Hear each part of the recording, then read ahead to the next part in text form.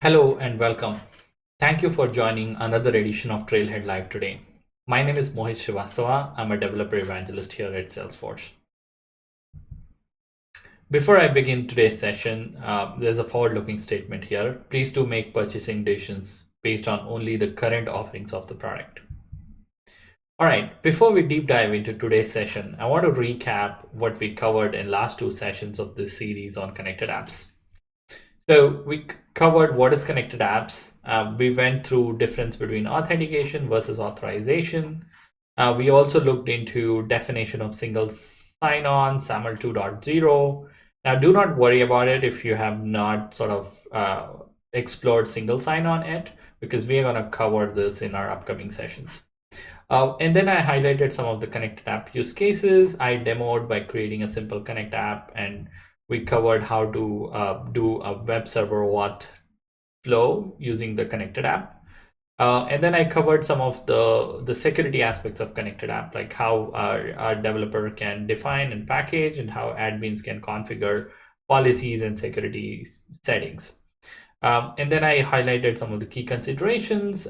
We also looked into JWT in the last session, and we covered OAuth 2.0 JWT bearer flow for server-to-server integrations. And then I left you with some references. Now here we are, we have connected app use cases, and we are exploring some of the use cases. Now the primary use case that we are focusing from our past two sessions are accessing data with API integrations and also managing access to third-party apps using connected apps. So we have explored these two scenarios. In our upcoming sessions, we will also explore how we can integrate service providers within your Salesforce org, and how we can use connected apps to provide authorizations for a service which is hosted externally. Now, if you haven't got the recordings of the previous sessions, they are available on Trailhead Live on demand videos. So I have the links for them. I will also put these links in the chat so you can watch them. All right, so let's begin our session today. So today we will continue exploring JWT bearer token flow for server-to-server integration. So today I'm going to show you how you can integrate two different Salesforce org using OAuth 2.0 JWT bearer flow, and we will use named credentials to do that, and we'll also see how we can easily use JWT flow here. And also, we will explore OpenID Connect protocol and its usage, how it adds an authentication layer on top of OAuth 2.0.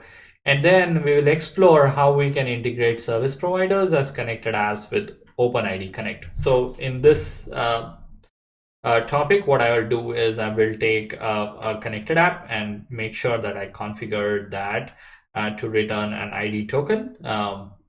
And it's going to use OpenID Connect. And then I'm going to use an auth provider in another org where we can, just perform authentication between two Salesforce environments again, using this whole OpenID Connect concept. And then I will leave you, of course, with some references for you to explore connected apps and the functionalities that we have covered today. All right, so let's get started. All right, so in the last session, we wrote a simple Apex script that did the JWT bearer token exchange with the connected app that we had created. So we had created a connected app, and then we used this class auth namespace class, which provided us a JWT subclass, and where we can provide standard claims. And here the issuer is the consumer ID of the connected app. And then we were able to use the certificate from the key store. So we created a certificate and then uploaded to the Salesforce key management as JKS format. So using the JKS format. And then we were able to successfully sort of get an access token, using the connected app that we had created. Now, what I'm going to do is today we're going to take this whole Apex code that we have written and sort of just use named credentials. So named credentials are excellent way to reduce some of our Apex code. And for example, you have to go through token exchange flow every time, and that functionality automatically can be handled by the named credential. So what I'm going to do is we're going to take two different Salesforce environments and connect them using the JWT server to server flow, because Salesforce is also a server and another org will also be a server. So we're going to use the connected app that we have created in one org to sort of invoke from the other org. So we're going to invoke the REST APIs from one org, where we have created the connected app. So let me just log into the org last time where we created some of the connected apps. So if we go to App Manager, and that's where we had created our Trailhead Live connected app, and the connected app provided us the consumer key and the consumer secret, and we had sort of also uploaded a certificate into our key store, into the certificate and key management, and we have this certificate. So we can use the same connected app and just log into another Salesforce environment where we can sort of authenticate using the connected app that we have.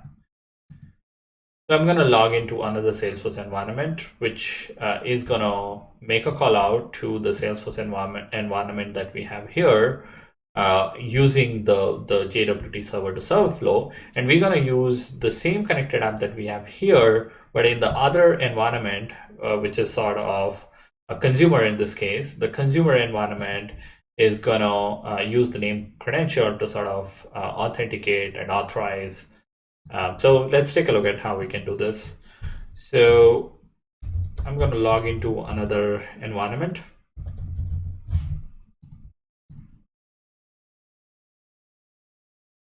And we will configure a name credential so that we can use this name credential and we don't have to write a lot of Apex code. And the process of obtaining an access token and the refresh token and storing them and refreshing them, all of them can be taken care easily by this name credential. So that's the aim of the name credential. It reduces a lot of your Apex code, or you do not have to like sort of write the authentication flow yourself. It's all taken care of using name credential. So let's create a name credential. I'm going to say Salesforce JWT as the name credential. And then my URL here would be my domain URL of this org. Note that this is the org where we have created the connected app. And what I want to do is use the connected app of this org and sort of configure the name credential in the other org, and the other org is going to invoke this org. So ebikes org is going to invoke the CMP aura org. Okay, so let's go to domains. I'm just going to copy paste this domain here.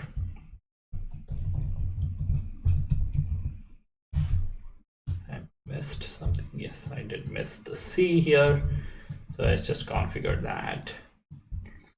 Okay, now here's where it gets interesting. So authentication type can be different types. Like for example, if you're just making a call to a server which does not have any authentication or authorization, you can just select anonymous and no authentication.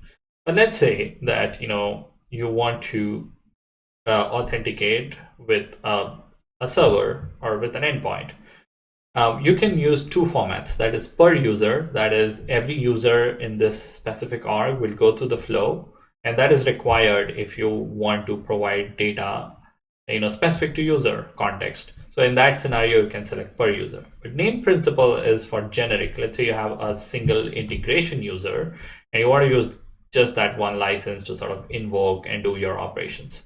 So depending on what you want, like you want per user authentication, which is sort of used always when you want to get data specific to that context user, then you go for per user. So let's choose per user for our use case. And then we're going to select JWT token exchange. Now here is where you have all these options. So I'm going to select JWT token exchange. Now we need the token endpoint URL. And we know that our token endpoint URL will be the auth token URL. So I'm going to configure that here. And then we need the scope. Let's say the scope is full. And the issuer, we need the issuer here, and we know that the issuer is always the consumer key from the other org. So we can also go to connected app copy. Here I just have it handy in my Apex script. And that's one of the use cases for this name credential is you don't have to worry about storing your access token or creating a data model to store your access token or refresh token. All those things are taken care automatically by Salesforce. Now the audience here would be the login.salesforce.com. It's going to be test.salesforce.com for sandbox. For production, it's login. And then I'm going to say token is valid for a minute. And here I can pick up the Salesforce key. Now, how I've got this key is by actually uploading. So let me show you how to sort of upload the JKS key. So what you can do is from your org where you have the original key, you can go to certificate and key management. And here is where last time I created this key and then converted this key to JKS format and uploaded it. Now what you can do is you can actually export this key. So I can essentially go here and say export to key store. And then, sorry, I should import from key store. So I say import from key store.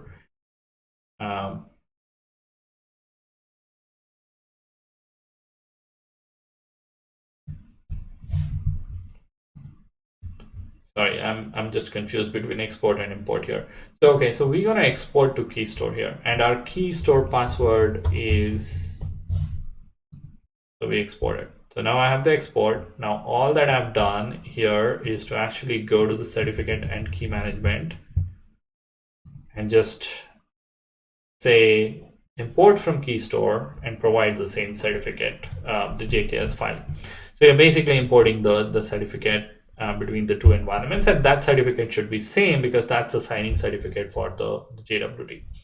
Now, one more thing we want to do is we have to sort of, because it is per user, the subject will be per user. It's no more that one generic user like last time. So last time we just used one generic user here because it was named principal type of integration. Now in this case, we want per user, so that's why what I'm going to do is select user. And I've created a field called target username. So that field essentially has the username for the other org, because we need the username of the other org to actually make the call, right? So that field I have manually sort of created the field, or I deploy it, and then in this target username field I have the user credential that was my username for the other org. Okay, so now all I'm going to do here is I'm going to save this. Okay, so now we have the Salesforce JWT sort of ready. So now we can test this, by making a call, using Apex, without having to sort of write this whole JWT call that we wrote last time. So we could have reduced a lot of code here.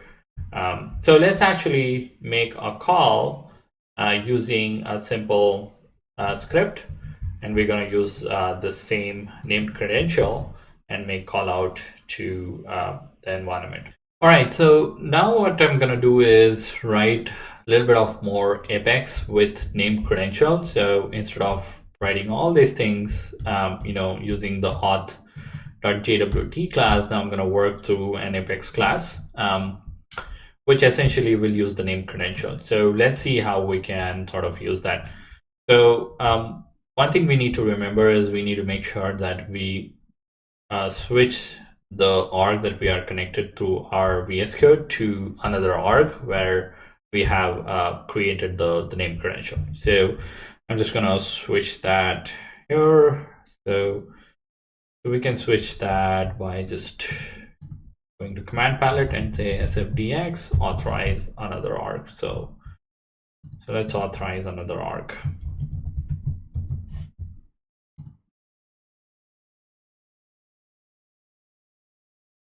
So let's call it as JWT client arg, and the arg where we have the connected app, let's call it as JWT server arg, just to make our lives easier. So okay, so that arg I have here. So I'm gonna just again, as I said, like with OAuth, right, you have to be very careful with this and see, okay, so Salesforce CLI is also using the OAuth, and by providing access, I'm allowing this CLI to say, okay, you can access our basic information, you can also access our data via the web, and you can access and manage our data on our behalf and perform requests on our behalf at any time. So these are 4 scopes, right? So because I know I trust that Salesforce CLI and it's installed in my Mac machine, right? Which I only have access to it. So I'm gonna say allow. All right, so now I'm authorized. So we are in our JWT client arg. Now I'm gonna write a simple script. So let's say, let's call the, say, invoke, or let's say invoke consumer. Okay, naming is hard, I admit. So let's just call it as fetch accounts, fetch external accounts. Okay.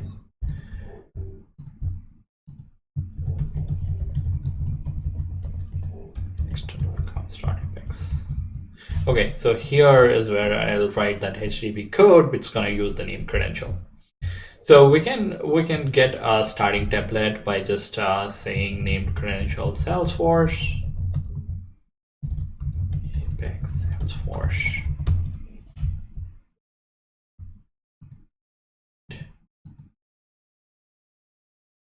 Okay. So we can just copy paste it to begin with, make our life so easier. And so here is where you need the named credential. So we know our named credential name. So a named credential is called Salesforce JWT. So we need that. And then we need the path. So our path is this, right? So, but we need to, so let's say I'm fetching an account, right? I'm just fetching all the accounts from the org where I have the connected app.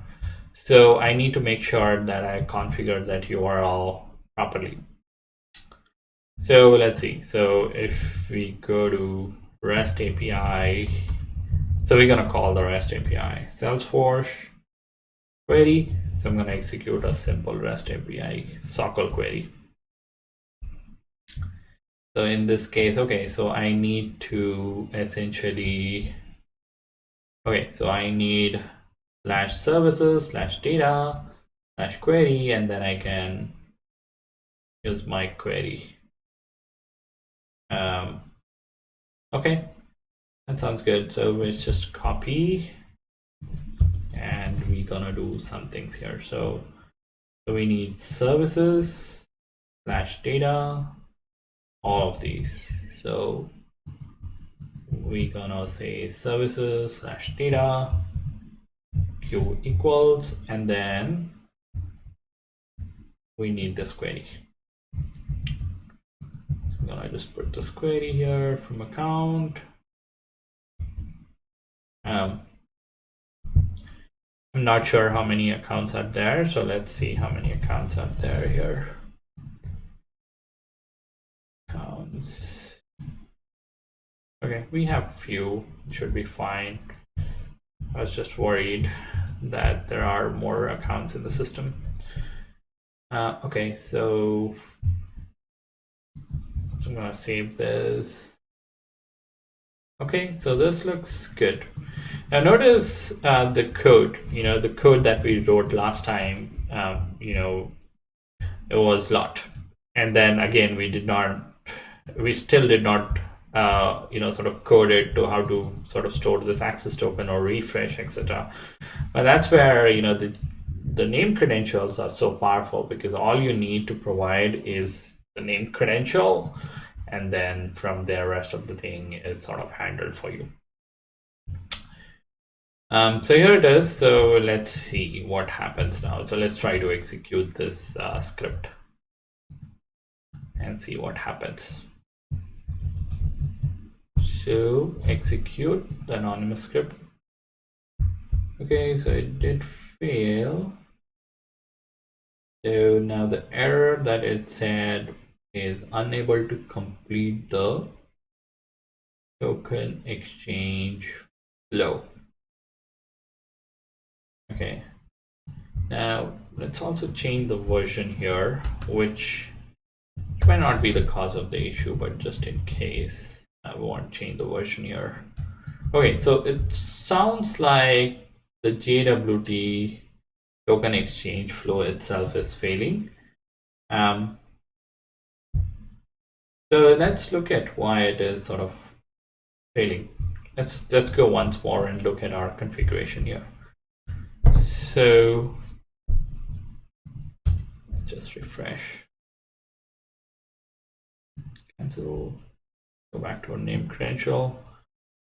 So we have the name credential. So we have, let's check everything here to make sure that we have everything sort of correctly configured. We have this, our audience. Okay. Interesting. Let's do this. We don't need any certificate because we are not using any sort of certificate here. Push the scopes. Okay, the scopes are fine.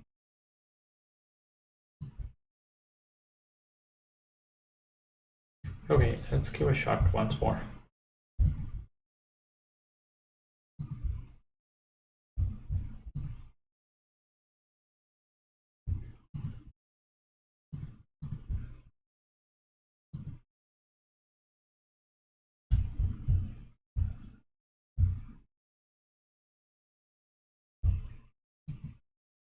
Okay, so all right, so let's actually get rid of the scope here and see if that helps.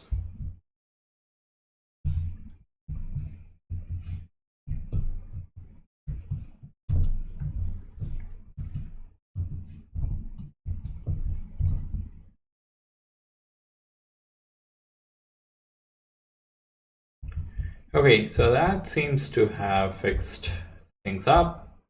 All right, but I'm still getting a query string has been malformed exception. So I think that's because we need to make sure that our query is correct. So select name from account. So let's fix the query and then let's just try executing this. Select the contents.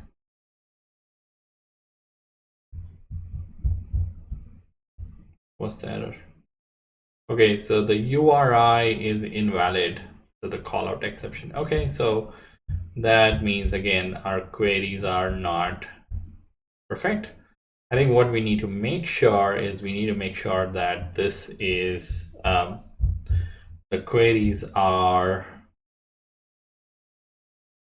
valid, or they're properly formatted. So Okay, so what we had there was really correct. So all we required was to change the query. I think instead of this makes a lot of sense. So I think that was a typo. So let's give one more shot here. Okay, this time it went fine and successful. We are still getting the error though. We are still getting the invalid query locator. We are getting invalid query locator here. Okay, so let's go back to the documentation here. I'm going to go back to REST API, Salesforce example.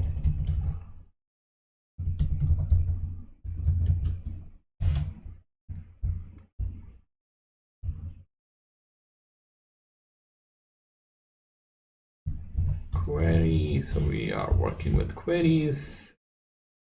So we want to find out what is the mistake that we are doing here. Okay, so here's, okay, we had a typo once more. So this is the right syntax where the URL should have this. Then we select first name from account. Okay, now it seems fine. So let's just give a shot here.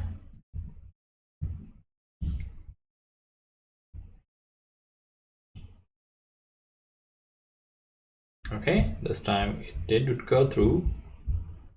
And we see this lovely output here. Okay, so it seems all the 12 accounts are coming up. So as you can see, you notice the amount of code that was required to sort of make this call using named credential. It was pretty small. And you can really call any API, including tooling API or other APIs like metadata API, by using this code. So it's just like 5 lines of code. Obviously, you'll have to handle the error and other things.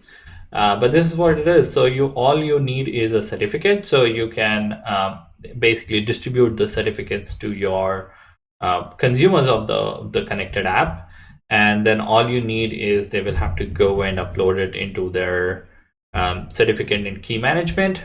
And once they do that, the next step is pretty simple. All that they need to do after that is create a named credential, which you can also package. But the URLs might change, so it would be good to create directly in the consumer environment. So all you need is the name of the credential. So all you need is the name of the named credential, and from there, you should be able to use the same name and then make any API calls. So that concludes, how to work with JWT and how to use named credential to simplify the JWT bearer token flow. All right, so let's look at what is OpenID Connect. So you know that OAuth 2 is a framework for authorizing applications, and it is not designed for authenticating users to application. So that's where OpenID adds value. So OpenID Connect protocol sort of gives an identity service on top of OAuth 2 to allow your authorization servers to authenticate users for application and return results in a standard way. So essentially, it's just a one more layer on top of OAuth 2.0. So that handles the authentication for you. So note that OAuth 2 is designed for authorizing. It's not designed for actual authentication, and that's where OpenID Connect is so popular. So that's where OpenID Connect is so popular, because it adds that capability. All right, so Connected App also provides us that capability that you can configure the Connected App to sort of use the Connected App as OpenID Connect. So Salesforce can be an OpenID provider itself, or there are capabilities in which if there is any server that sort of has OpenID implementation, Salesforce can use that as an authentication provider, or we call it as auth providers. So to explore that, let's actually go to our connected app and configure our connected app to use this as OpenID. So first thing you will see is there is a OAuth scope called OpenID, which allows access to unique identifier. So we need to make sure that our connected app allows for that unique identifier. So you can pass in that OpenID scope and return an ID token, and we will see that in a short while. So we can also configure the ID token and make sure that it includes the standard claims. So this will be a JWT token. The ID token itself will be a JWT token, and that will, if you say include standard claims, it will include things like end users, name, profile, phone number, and address. Now you might also define custom permissions and custom attributes. So custom permissions are permission. It's like if your application requires certain permission check, you can create these custom permissions so that you can use them in your application code. So you can actually include that as well, and you can also include custom attributes. Like for example, your connected app uses some custom attributes, and you want to read those attributes and perform some logic. So you can include those custom attributes as well. So for this case, I'm just gonna say, include the standard claims. And then we also have ID token audiences. So this, you specify the target service, where you want to use this ID token. For example, you can use this ID token for login.salesforce.com. That is, if we want to use this connected app as as a provider, as an auth provider, so I can have another org, like the org that we took in our previous samples. We can use that org and use this specific connected apps to sort of configure that authorization behavior, or sorry, the authentication behavior. Okay, so in this example, what I'm going to do is I'm going to just say, okay, I'm going to use this for login. I'm going to use this from login.salesforce.com. So any other URLs that you want to use, you can say enter and enter the URL. Okay, so again, just to reiterate things here, connected apps provide you the capability to use the OpenID Connect, and the way you do that is by configuring an ID token. So you select that checkbox and then you choose what claims that you want in that ID token. So apart from access tokens and refresh token, an ID token will also be issued that will have the standard claims, and you can use that. So it will give you a unique identifier, and you can use that unique identifier in your external application for different logic or different purposes here. Okay, so now I'm gonna save this. I'm going to save this. Now it's going to take some time. It says 2 to 10 minutes for us for the change to be effective, so that we can actually play with this and see how the ID token looks like, etc. Okay, we'll come back to that. But before that, let's try to understand how this whole entire flow works. That is, the ID token specific flow works. So basically, it's part of the OAuth flow itself. So you can request an ID token by specifying the scope, which is OpenID scope, and that will return an ID token. But let's look at diagrammatically how this works. Okay, so I have a Lucid chart where I'm going to draw some diagrams here. So we have a browser, right? So first we have user. Okay, so user uses a browser. So through the browser that user is going to interact, and is interacting with an application. So let's draw an application here. We have an application that user sort of interacts through the browser. Okay, and what happens is, when the user is sort of trying to authorize for the first time, we need so we have a stack here that's sitting on the cloud, obviously. So we have a stack, and we have two specific things here. So we have, this already, right? So we have authorization server that sort of handles the OAuth for us. And then I also have a resource server in Salesforce, right? So resource server is going to have the API and the other resources, while authorization servers can be accessed using it's specifically meant for authorization and authentication. So we have resource server, right? So what happens is, let's just put it down here like this.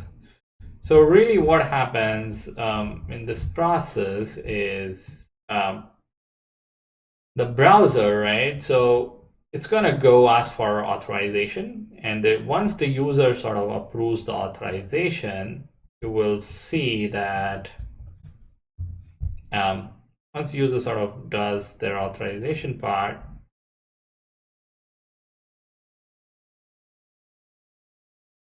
so once the user sort of authorizes it, right?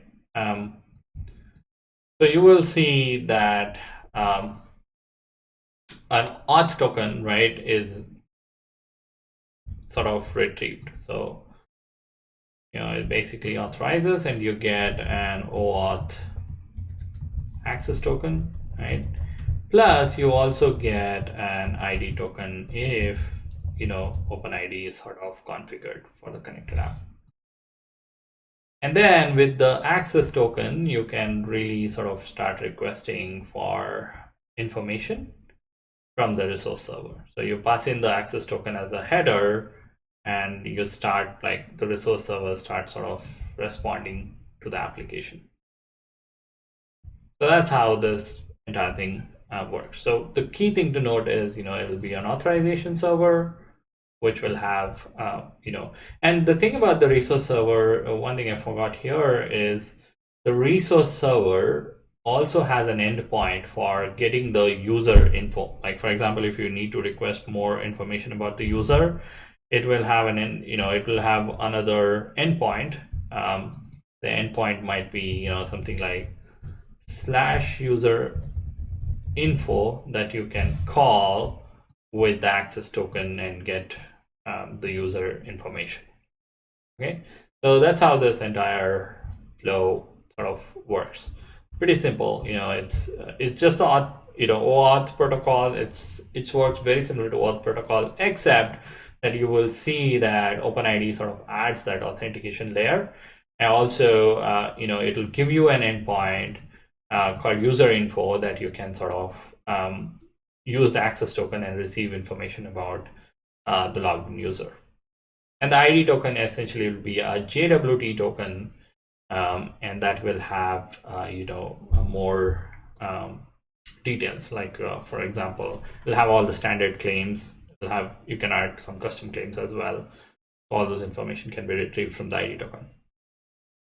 Okay, fine. So now let's actually see this in action.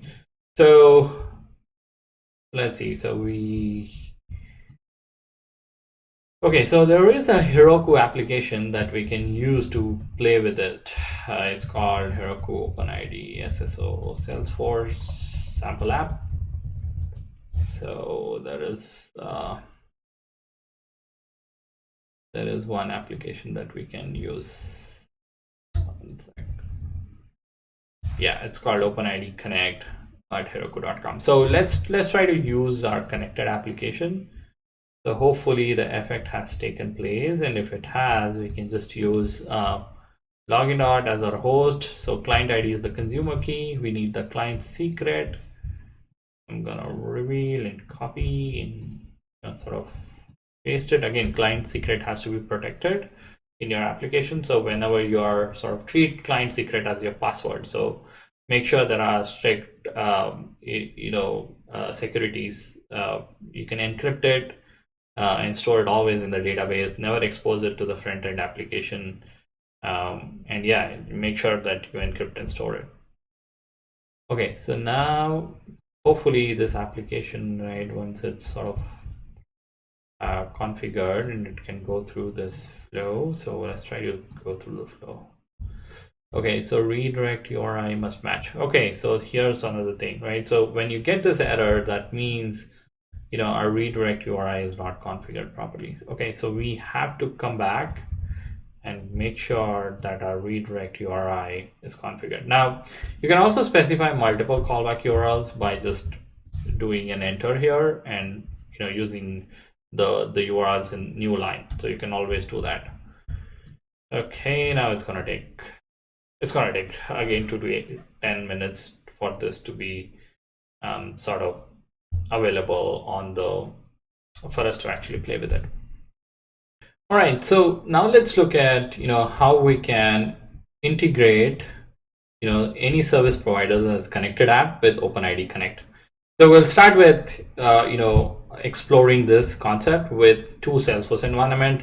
I'll use the same connected app that we have used here to sort of make sure that we configure that as an ID token or as an OpenID provider, and then I'll have another Salesforce environment sort of configured so that we can directly invoke or directly authenticate with with this specific org. So let's see how we can do that.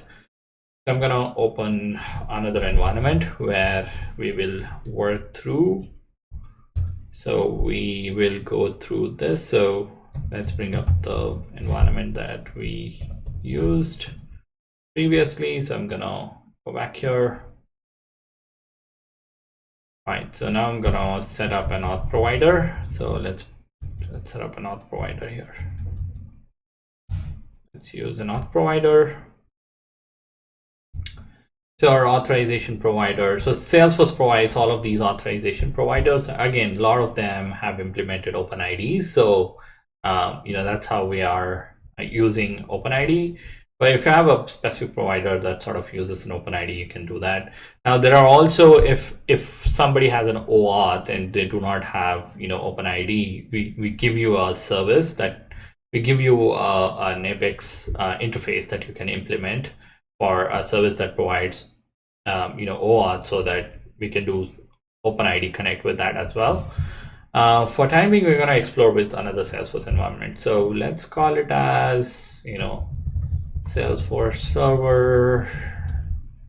Let's just name it as Salesforce Server. So it requires, again, the consumer key, the consumer secret, all of these information. So I'm going to give it from one Salesforce environment. Then it requires the secret. Use the secret. And then these URLs are automatically filled.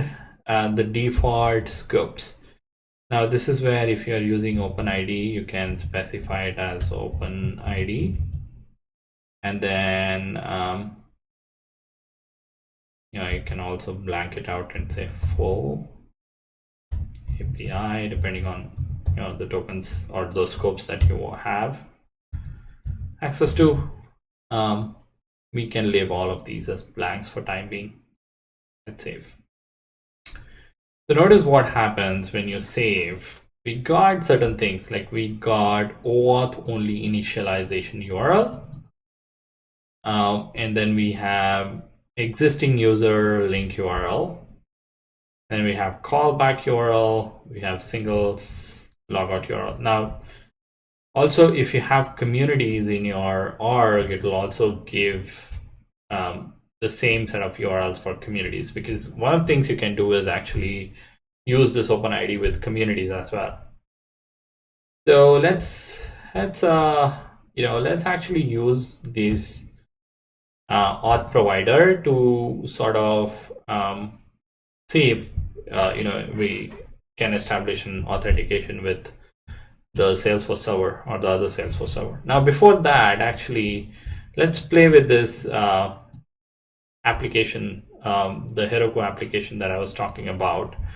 So let's actually go through the OpenID flow so that we understand this whole flow. So we say next, it will take you to an org that it'll ask you to log in. So again, what is very important to note is you have to be careful around what you are sort of allowing the access, right? So in this case, so my connected app has a full scope, so that's why it included all of these. And the connected app that is being used here is this one. Now, if I say it's not me, it will take me to a login URL. where I can, let's log out, just to avoid the confusions here. Let me log out. Note that we are using the connected app of this environment, and we will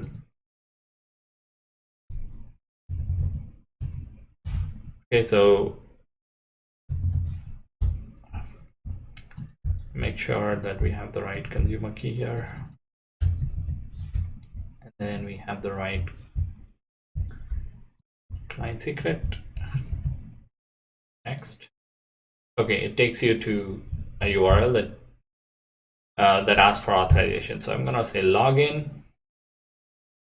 So it logged me in, and notice what happened. So this application sort of made a get call. So initially it just did an OAuth. It's just an OAuth dance with client ID in the URL and the redirect URI and the scope as the OpenID connect. Sorry, this is a callback URL, and the response type is code because we are going to the authorization flow, web server authorization flow. So after this, right, so we can actually make another request this time, with this authorization code. So let's do that. So now notice this. So we got, so here the request was made with grant type authorization code, and the code value we got from the previous step. And then we also had client ID, client secret, redirect URI. What else was there? And then there was the redirect URL. Okay. So this also gave us an ID token. Okay. And the ID token, once it's sort of decoded, you should see that it has all the claims that we asked for, like address, email, names, the profile pictures, and zone information. So all of these details. Okay, so now that we have fetch the ID token, right, we can also call the user info URL. So that's the next step. So here, as you can see, we can call the user info URL with the authorization token, and this will return us all the responses about that specific user with the user ID, the organization ID, all the URLs that we need for different APIs, and then the language and the user type and all of these information. So that's how the OpenID sort of works. Now let's go back and try to cover that last scenario where we were trying to we have configured an auth provider in another environment using the connected app that we have built in this environment. So let's try to essentially see how we can sort of use this in Apex and see how this thing works. So it's pretty simple from that point. So we go to that auth provider. Let's go back to the auth provider here.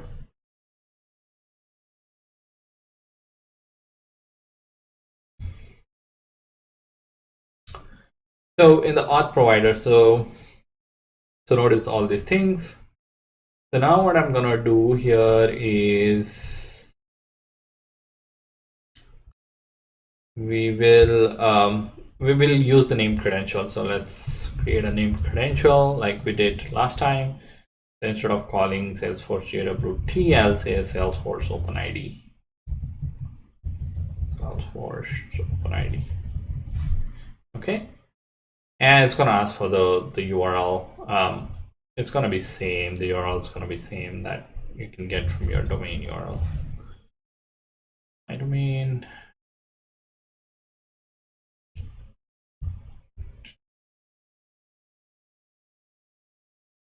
Okay, sorry, it has to be the domain.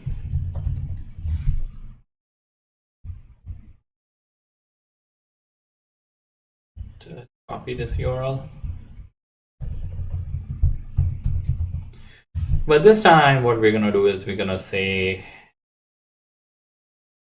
should we say per user? Okay, we're gonna say per user, and this time I'm gonna select OAuth 2.0. I'm not gonna select JWT token exchange. Now notice what? So when I select OAuth 2.0, I get access. I get to choose the authorization provider, and I know it's Salesforce, right? Now, it asks for the scope. The scope can be again API full. If we need the ID token, it can be OpenID scope. And we can start the authentication flow on save. That's if we want to play with it. So now what's happening here? So again, we have the redirect URI mismatch. Okay, and that is actually expected because it's actually going to the redirect URI specified as login.salesforce.com/services/auth2. So that should be also added to the redirect URI. So let's come back to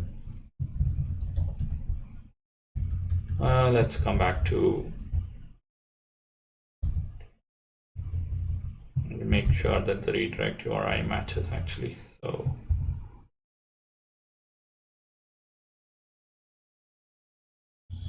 we have to go back to the connected app. So we have to go back to the connected app. So we'll go back to app manager and make that change.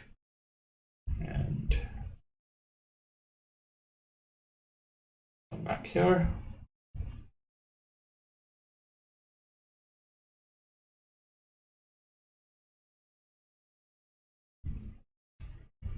And let's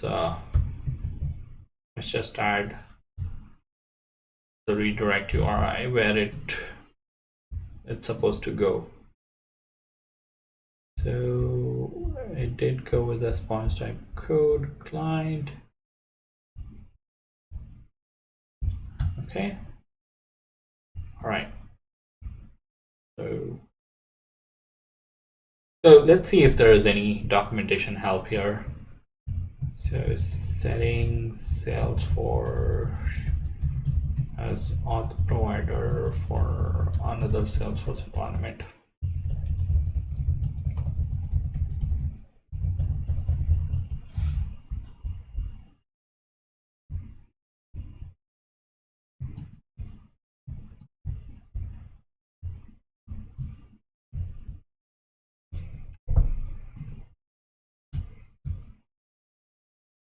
I believe the callback URL looks good. I just need to add HTTPS and hopefully this is all we need. So let me save this. It's gonna take some more time for this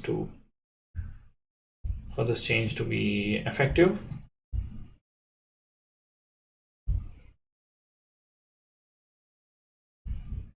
Okay, so we were looking into the auth provider.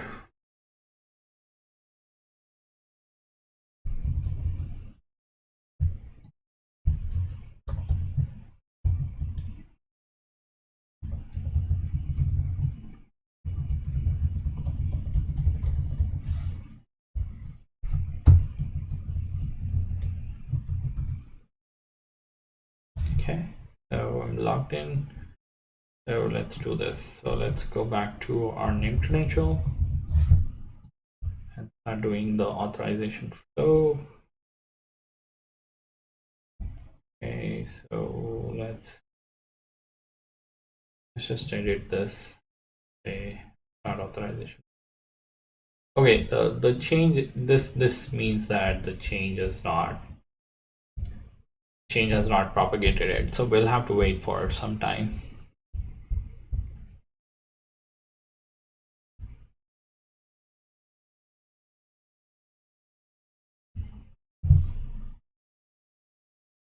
Or have I not configured the redirect URL? Let's check it back. Okay, so let's come back here.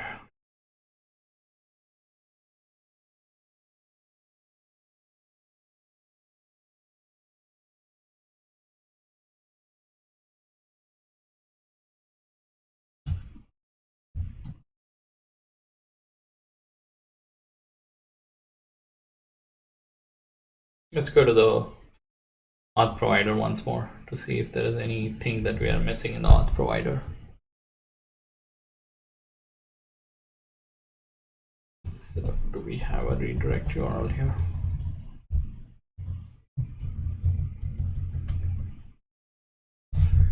Okay, let's actually look into the OAuth only authorization URL and see what happens here.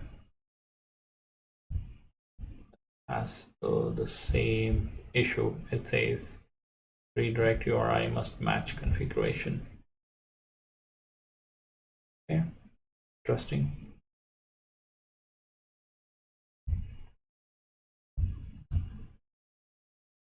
Okay, there it is. So I think the callback URL is this one, and I think we need the callback URL specified there in the connected app here. So let's just go and fix that. Okay, so we need to make sure that this is our callback URL. Okay, looks fine. Now it's gonna take some time. It's an asynchronous action, so it's gonna take some time to update to this URL. So let's hope that that change gets propagated. All right, so let's give a shot this time. Let's try once more now with our name credential.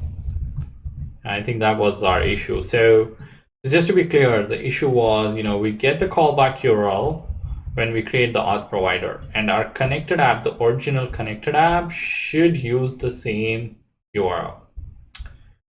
So, this method is a little bit, confusing than the JWT method that I showed you, because that was, you just need the keys, you just need the certificates, and it just works. That's the server to server authentication. But if you really need to go through an OAuth flow, an authorization flow for every user, then it's always best to use the specific flow. Okay, so let's get back to the connected. Sorry, not the connected app. So we're gonna go to the auth provider. So we're gonna go to the name credential that we have. Let's go back to our name credential and let's make so the OpenID one, and let's just let's just save it and see what happens now. Okay, so there it is. Now we did not get that error, so that looks good. So now all that we need to do here at this point is to sort of authenticate it with your user credentials. So this is the other ARC user credential. Just keyed in my credentials here. Looks like the credentials were out. So we couldn't authorize because of an OAuth error. The generic error, an unexpected error has occurred during authentication. Please. Okay, so it says that the requested scope is not allowed. So that means, so look at how the errors come. The errors come on the top, on the URL. It says an invalid scope and the requested scope is not allowed. So that means I was using one of the scopes that was not allowed. So let's come back and fix that. So let's come back and let's fix the thing. So let's look at a okay, so I need to log into that environment once again. So first let's see what scopes do these connected app has. So this has the full scope and the refresh and the OpenID. Okay, so I think I used a scope which I should not have. So let's come back to the org. It's good that I'm making all these mistakes, because that way I can go through the errors with you, with our dear viewers. So that way we know that, okay, these are the mistakes that one could do. Also, we want to make sure that the same scope is sort of provided in the auth provider. So I'm going to look into the auth provider as well. Let's go back to the auth provider and make sure we have proper scopes here. Yes, so we have the right scopes here. Okay, so gonna go through the flow. Gonna go and ask me for the credential. I'm gonna key in the requested scope is not allowed. Okay, let's just fix the scope again. Maybe I just need to not go through the OAuth flow and just save this first. Okay, so now it's saved and it has only full and OpenID. So now I will try to go through the OAuth flow. Sorry, I do need to select that checkbox. Start the auth flow. Hey, we're still getting this error. The requested scope is not allowed. Okay, let's get rid of maybe one of the scopes. Let's get rid of OpenID. Let's see. Just okay, that was it. Okay, there you go. So the authentication did not provide a refresh token because in the scope we did not provide that. So we can provide the refresh token scope as well. So let's see. As you can see, we cannot go through the OpenID flow, by this means. Okay, so in the scope, let's provide refresh tokens and offline access and see what happens. I'm gonna say, okay, the scope contains a character that is not allowed. Maybe I just need to restrict it to it has to be refreshed. Okay, we have to be very, very careful with spaces here and the characters. Okay, let's see. Okay, all right. Let's just get rid of the offline access and just use refresh token.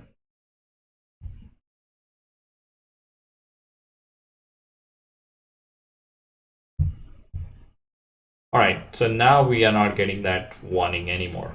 Okay, so now I should be able to use this, to make calls. So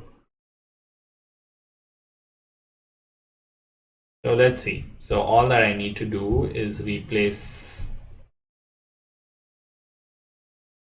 So now I should be able to replace this with this, and this call should go through because I'm authenticated. So I'm gonna go here and say execute. Getting an error here. You don't have permission to view the data. Okay, so I do not have permission to view this data. Okay, that is because I might really not have, might have to configure some permissions. So let's see what those permissions are.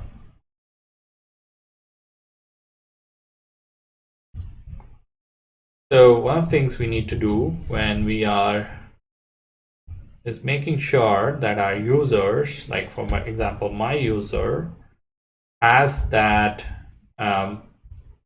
external app sort of added. So authentication settings for external systems. So this is where what I need to do is make sure that I provide the OpenID and be OAuth 2, and the user would be my user. So we need to make sure that this happens. Okay, so it's still pending, but if I go to my personal settings and if I go to authentication settings, this is where, okay, now it says I'm authenticated. I also see myself here. Okay, let's execute it now. So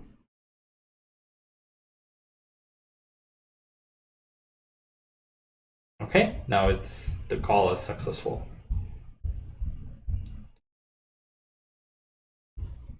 So it says the session has expired. That's because I did not go through the flow. So let's fix that.